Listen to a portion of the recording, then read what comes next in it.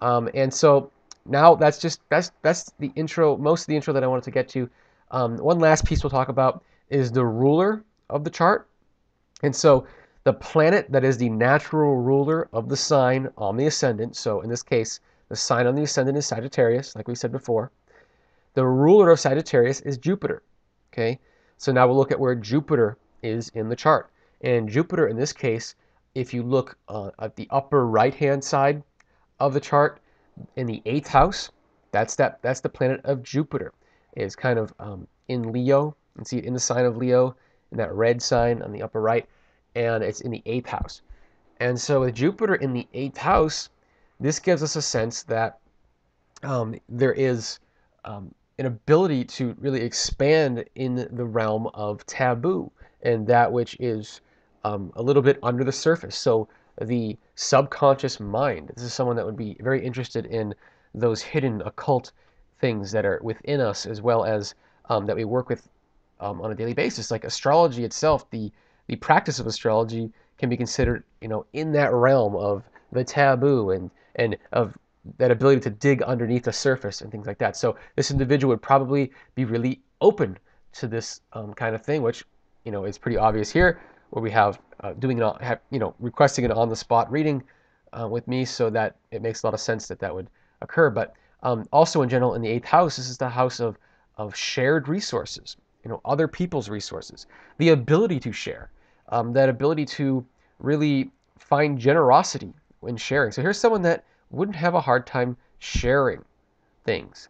And combined with that Libra energy, that inner Libra energy, it really goes together well. Here's someone that probably is really attuned to other people and attuned to how they can enmesh their things, their resources with others in some cases. So, when it comes to intimate involvements, it's easier for someone with this, with a Libra sun um, first off, and then also this Jupiter in the eighth house, which is this sense of sharing and this ability to share, and also to thrive on the support of others. So taking support from others while also supporting others, and that give and take of that realm. So those are just some of the basics of the individual. Now, what I want to talk about is what's going on. What is going on for this individual right now? Is it an intense time? Is it a kind of a quiet time? We go through periods in our lives and sometimes things are quiet. There aren't a whole lot of things going on. That's not one of those cases here. This is a really intense time period for this individual.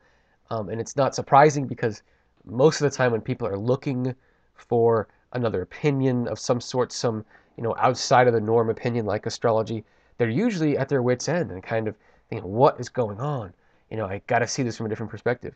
In any case, there is a major transit going on right now, or a major aspect that's occurring in the skies right now between Pluto and Saturn. And if you've seen any of my other posts about the different configurations and things of that nature, Pluto-Saturn is a very, very intense square. It's a 90-degree angle going on right now, and it's having a lot of effects on a worldwide basis, but it represents effects on a personal basis as well. So we're all feeling it personally as well. This individual in particular is really feeling this, really, really, really feeling this, and that's because within this chart, if we look at where the sun is, that's up at the top of the chart, kind of top over to the left a little bit. That other bold line, we mentioned the bold line that went horizontal. There's also another bold line that goes vertical. The very top of that vertical line is what's known as the midheaven. And if you notice, his natal sun, which is that circle with a little circle inside it, that is right on his midheaven. And that's where it was when he was born and everything. But we're going to talk about this because this is something that's really under fire right now. And if we follow that sun down the left-hand side, there's one of those red bars. It's an aspect. It's a 90-degree aspect is what it represents. It goes all the way down toward the end of this first house on the bottom left to that planet Uranus sitting right there. So there's a square between the sun and Uranus in his chart. And this, in general, suggests someone who has a very rebellious streak, someone who can be very different from society in some ways. And for someone who has such a connection to what people think, that Libra energy, and the ability to share with others and want to share with others. That Jupiter in the eighth house. That's a difficult thing to balance there, because there's also that real individualized nature, that real rebellious nature that kind of can come off a little off-putting to some people, because you know, this is someone that's going to try to please. That's the Libra energy, especially in youth. But there's a rebellious streak that says, no, I want to do something different. I have to do my thing. I have to go my way. And that aspect of this individual is on fire right now. On fire. It's being hit on two ends. Like I just mentioned, that Pluto-Saturn square. Well, guess where that is?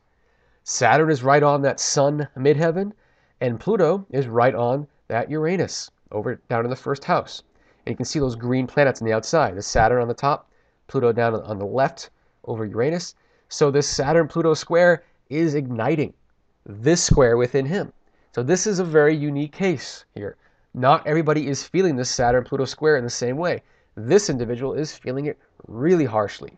And maybe harsh is a harsh way to put it, but it just means it's a really intense time for growth, a really intense time to pay attention to what we're doing, what directions we're taking right now.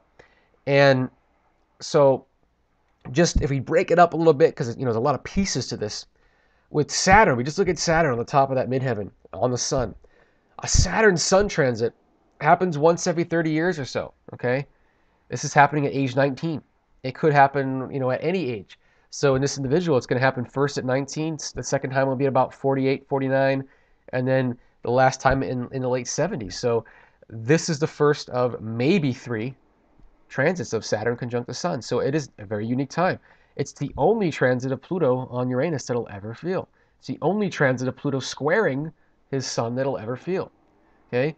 So this is a very unique time period, a very intense, very important time period for decision making.